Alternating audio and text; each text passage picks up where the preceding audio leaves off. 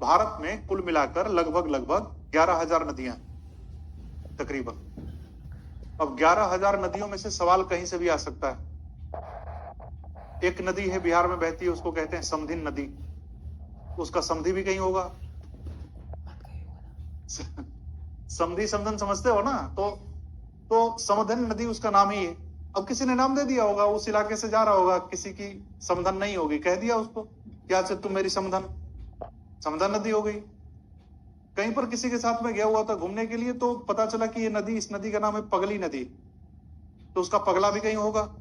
तो ऐसे 11,000 के आसपास नदियां भारत में बहती हैं। हद तो तब हो गई जब एक नदी का नाम मैंने सुना, उसका नाम है ससुर खदेरन।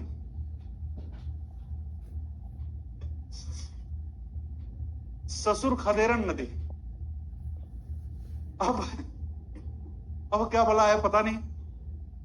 हो सकता है किसी का ससुर खूंखार हो, नदी में पानी आया हुआ हो और नदी के पानी को देखकर भाग गया हो, तब से उस नदी का नाम पड़ गया ससुर खदेरन नदी।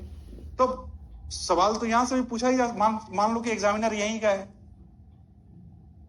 ठीक, वो पूछ तो सकता ही है। तो ऐसे में हम क्या करेंगे, कितनी नदियां तैयार करें, कितनी उनकी सहायक नदियों के बारे में पढ़ें, कितना उनका उद्गम क्षेत्र पढ़ें। तो इसका जो एक सामान्य तरीका जो मुझे समझ में आता है, कुछ नदियां तो मैं आपको करा ही दूंगा। एक तो एटलस का सहारा लिए बिना आपको पढ़ना नहीं है, ये तो आपको पता है ही। एटलस बिना देखे पढ़ना पाप है, उतना ही पाप है जितना सर्दियों में नहाना पाप है। तो आपकी मर्जी है। तो पहले तो एटलस का सहारा लेना है। दूसरा कि जो नदी चर्चा में है उसका इतिहास भूगोल खंगाल डालें।